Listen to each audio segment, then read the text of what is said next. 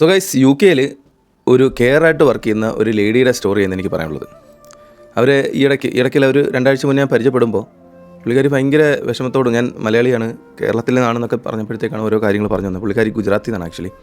So you കെയിലെ എല്ലാവരും വരുന്നത് പഠിത്തത്തിനായിട്ടല്ല, അതായത് അവരുടെ ഭാവി സുരക്ഷിതമാക്കാനും അല്ലെങ്കിൽ സേവിങ്സ്.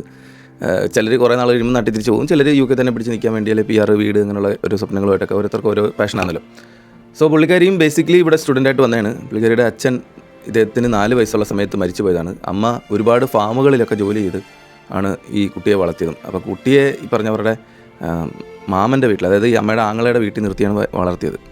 സോ ഇതിനൊരു 21-22 വയസ്സായ സമയത്താണ് ഇപ്പോൾ യു കെയിലേക്ക് കയറി വന്നതും. അവരുടെ അമ്മയായിട്ട് വളരെ ചുരുക്കം സമയങ്ങളേ ഉള്ളൂ കണ്ടിട്ടുള്ളത്. അതായത് വർഷത്തിൽ അവധി ദിവസങ്ങളിലോ അങ്ങനെയൊക്കെയുള്ള സമയങ്ങളൊക്കെയാണ് പുള്ളിക്കാരി കാണാൻ വന്നിട്ടുള്ളത്. അപ്പോൾ ഇത്രയും നാൾ കൊണ്ട് സമ്പാദിച്ച പൈസ കൊണ്ട് അതിൽ നിന്നൊരു കുറച്ച് എമൗണ്ട് എടുത്തിട്ടാണ് പുള്ളിക്കാരി യു കെയിലേക്ക് വിടുന്നത്. സോ വിടുന്നതിന് മുന്നായിട്ട് അവർ നാട്ടിൽ നിശ്ചയമൊക്കെ ചെയ്തായിരുന്നു. അതായത് യു കെ വന്നു കഴിഞ്ഞ് ഇവിടുന്ന് സെറ്റായി കഴിഞ്ഞാൽ ഹസ്ബൻഡിനെ കൊണ്ടുപോകാം. ആ ഒരു സെറ്റപ്പിലൊക്കെയാണ് എല്ലാവരും. കാരണം ഒറ്റയടിക്ക് സ്വിച്ചിട്ട് പോലെ പ്ലാൻ ചെയ്യില്ലല്ലോ, കുറേ നാളത്തെ പ്ലാനിങ് ആയിരിക്കുമല്ലോ. എങ്ങനെ പോകണം, എങ്ങനെ ചെയ്യണം, ഏത് വഴി പോകണം, ഏത് ഏജൻസി വേണം, അങ്ങനെ ഓരോ കാര്യങ്ങൾ തീരുമാനിച്ച് വന്നപ്പോഴത്തേക്ക് എന്തായാലും യു കെയിലെ ഡിപ്പെൻഡൻറ്റിനെയും കൂടെ കൊണ്ടുപോകുന്ന ആ സ്കീം എടുത്താൽ കളഞ്ഞു. അങ്ങനെ പുള്ളിക്കാരി എന്തായാലും എല്ലാം എടുത്തില്ലെന്ന് പറഞ്ഞ് സ്റ്റുഡൻ്റായിട്ട് യു കെയിലേക്ക് വന്നു. അപ്പോൾ പുള്ളിക്കാരിക്ക് ഒരു കെയർ റൂമിൽ ജോലി കിട്ടി. അങ്ങനെ പൊയ്ക്കൊണ്ടിരിക്കുമായിരുന്നു. അപ്പം വന്നതിൻ്റെ ഏകദേശം 10-15 ലക്ഷം രൂപ ചിലവുണ്ട് എല്ലാം കൂടി. അപ്പോൾ അത് എങ്ങനെയും തീർക്കണമെന്നും പറഞ്ഞിരിക്കുമ്പോഴാണ് ഇവിടെ ഒരു മലയാളി പുള്ളിക്കാരിക്ക് ഒരു ഓഫറുമായിട്ട് ചെന്നത്. അതായത് 15 ലക്ഷം രൂപ ഒരാൾക്കുണ്ടെങ്കിൽ 2 പേർക്ക്, അതായത് ഹസ്ബൻഡിനും വൈഫിനും 15 കൊടുക്കാമെങ്കിൽ 2 പേർക്കും വിസ എടുത്ത് കൊടുക്കുക. അതായത് ഡിപ്പെൻഡൻറ്റ് വിസ പറ്റില്ലല്ലോ. അപ്പോൾ 2 പേർക്കും ഇൻഡിവിജ്വലായിട്ടുള്ള ഒരു വിസ, സൂപ്പർ മാർക്കറ്റോ ഓഫ് ലൈസൻസ് ഏതാണോ പറഞ്ഞെന്നറിയില്ല, അങ്ങനെ വിസ എടുത്ത് കൊടുക്കാം. അപ്പം 2 30 ലക്ഷം രൂപ കൊടുത്തു കഴിഞ്ഞാൽ സെറ്റാന്ന് പറഞ്ഞു. പുള്ളിക്കാരി ആദ്യം കുറേ ആലോചിച്ച് പലരോടും സംസാരിച്ചു, വീട്ടിൽ ചോദിച്ചു, ഭർത്താവല്ല നിശ്ചയം കഴിഞ്ഞ ആളോട് സംസാരിച്ചു. അങ്ങനെ എന്തായാലും എല്ലായിടത്തും ഞുള്ളി പറക്കി വീടും വസ്തുവൊക്കെ പണയം വെച്ചാണോ വിറ്റിട്ടാണോ എന്നറിയത്തില്ല. അവർ ഈ 30 ലക്ഷം രൂപ, ഓൾറെഡി 15 ഉണ്ടെന്ന് ആലോചിക്കണം. അങ്ങനെ യു കെ വന്ന് 45 ലക്ഷം രൂപ കടമായി. റെൻറ്റ് പോവും, ഫുഡ്, അക്കോമഡേഷൻ, അല്ലാതെ എന്തെങ്കിലുമൊക്കെ ചിലവുകൾ, ഫോൺ റീചാർജും, അങ്ങനെ ഓരോ കാര്യങ്ങളും. അപ്പോൾ ഇതിൻ്റെ എല്ലാം ചിലവ് മാറ്റി വെച്ചിട്ട് ബാക്കി എത്ര രൂപ നാട്ടിലേക്ക് അയക്കാൻ പറ്റും എന്നുള്ളൊരു സാഹചര്യത്തിൽ പുള്ളിക്കാർ ഓരോ കാൽക്കുലേഷനൊക്കെ ഇങ്ങനെ ഇരിക്കുന്ന സമയത്താണ് കുറേ നാളുകൊണ്ട് ഇതിൻ്റെ പുറകെ നടന്നിട്ട് ഒരു 4-5 മാസമായിട്ടും വിസയുടെ കാര്യങ്ങളൊന്നും നീക്കുപോക്കാവുന്നില്ല. ലാസ്റ്റാണ് അറിയുന്നത് ആൾ തട്ടിപ്പായിരുന്നു, വിസയുടെ പൈസ പോയിന്ന്. സോ എപ്പോഴും ഈ നമ്മളോട് ഈ തട്ടിപ്പ് നടത്തുന്ന ആൾക്കാർ സംസാരിക്കുമ്പോൾ ഭയങ്കര കൺവിൻസിങ് ആയിട്ടായിരിക്കും. അവരുടെ സംസാരം കേട്ട് കഴിഞ്ഞാൽ ഈവൻ ഞാനൊക്കെ ഒരുപാട് വിസ തട്ടിപ്പിൻ്റെ വീഡിയോസും ഒക്കെ ചെയ്തിട്ടുണ്ടെങ്കിൽ പോലും നമ്മുടെ അടുത്ത് പോലും സംസാരിക്കുമ്പം അവരെ കണ്ണി നോക്കി നല്ല കോൺഫിഡൻസോടെ സംസാരിക്കുന്നത്. ഓക്കെ, വിസ ഉണ്ട്, കയ്യിലുണ്ട് എന്നുള്ള രീതിയിൽ തന്നെ സംസാരിക്കും. സോ ഇതൊരു മലയാളി ആയതുകൊണ്ടും ഈ വിസ തട്ടിപ്പ് നടത്തിയ ആൾ അറിയുന്നുണ്ടെങ്കിലും ഇങ്ങനൊരു ചതിയും കൂടെ നിങ്ങളൊന്ന് മനസ്സിലാക്കുക. ഒരുപാട് കാശുള്ള വീട്ടിൽ, അല്ലെങ്കിൽ ഒരു ബേസിക്കായിട്ട് പൈസ ഉള്ള വീട്ടിലെ ആളല്ല. അവരുടെ അമ്മ ഒരുപാട് ഫാമുകളിലൊക്കെ പോയി കഷ്ടപ്പെട്ട് ചാണകം വാരി ജീവിച്ചു എന്ന് വേണമെങ്കിൽ തന്നെ പറയാം. അങ്ങനെ വളർത്തിക്കൊണ്ടുവന്ന് അവർ അമ്മയും മോളൂടെ പരസ്പരം കണ്ടിട്ട് വർഷങ്ങളായി, അല്ലെങ്കിൽ വർഷത്തിൽ 1-2 തവണ അങ്ങനെ കണ്ട് ജീവിച്ച് വന്ന സാഹചര്യത്തിലുണ്ടാക്കിയ പൈസ ഇനിയും എത്ര കൊല്ലം അവർ ജീവിച്ചാൽ, അല്ലെങ്കിൽ എത്ര കൊല്ലം കിടന്ന് പണിയെടുത്താൽ ആ പൈസ തിരിച്ചു കൊടുക്കാൻ പറ്റും. ഒരുപാട് പേര് യു കെയിൽ വിസ തട്ടിപ്പിനിരയാവുന്നുണ്ട്. നമ്മൾ ഒരുപാട് വീഡിയോസ് ചെയ്തിട്ടുണ്ട്. പിന്നെ ആ വീഡിയോസ് ചെയ്യില്ലെങ്കിൽ ഞാനങ്ങ് നിർത്തി.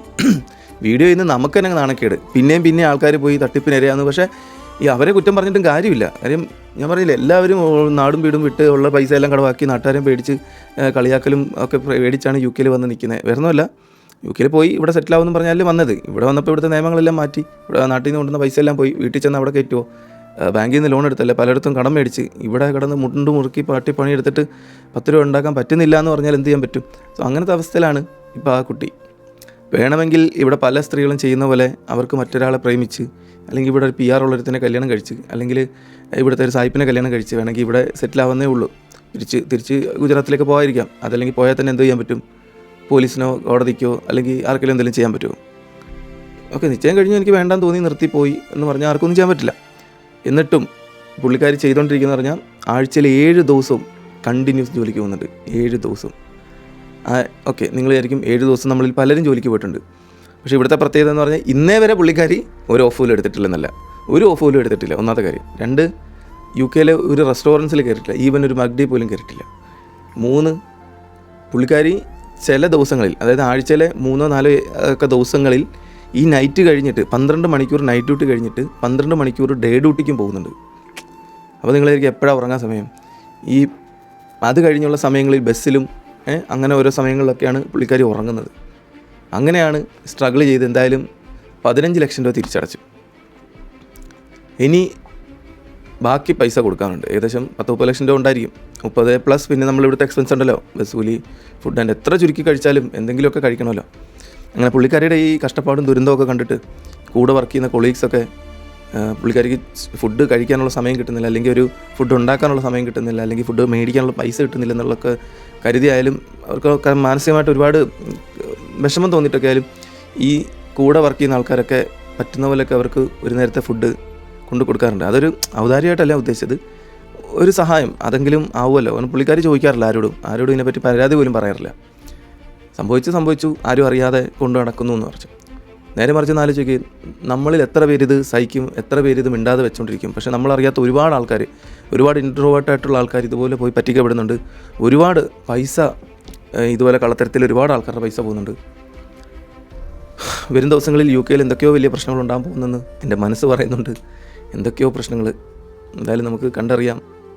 ആരൊക്കെ പിടിച്ച് നിൽക്കാൻ പറ്റും 2026 തന്നെ, ആർക്കൊക്കെ പോകാൻ പറ്റും, അല്ലെങ്കിൽ ആരൊക്കെ പിടിച്ച് നിൽക്കാൻ പറ്റാതിരിക്കാൻ പറ്റും, അങ്ങനെ കണ്ടറിയാം എന്തായാലും. പക്ഷെ ഒരു കാര്യം ഞാൻ പറയുകയാണ്, UK എന്തായാലും പഴയ പോലെയല്ല. വിസ ആർക്കും കൊടുക്കുന്നില്ല എന്ന് മാത്രമല്ല, ഉള്ളവരെ തന്നെ എങ്ങനെയും പറഞ്ഞു വിടാനുള്ള പരിപാടിയാണ്. സോ ബേസിക്കലി ഇതിൻ്റെ ഒരു ഇതുവരെ എന്ന് പറഞ്ഞാൽ നമ്മൾ UK വരാൻ വേണ്ടിയിട്ട് ഒരുപാട് ഫണ്ടും കാര്യങ്ങളൊക്കെ മുടക്കി UK വരുന്നു. വന്നതിന് ശേഷം നമ്മുടെ പൈസ എല്ലാം പോയി നമ്മൾ തിരിച്ച് പാപ്പരായിട്ട് നാട്ടിൽ ചെല്ലുന്നു. പിന്നെ അത് കടം തീർക്കാൻ വേണ്ടി നമ്മൾ വീണ്ടും കടന്നു കൂടുന്നു. Okay then bye, thank you.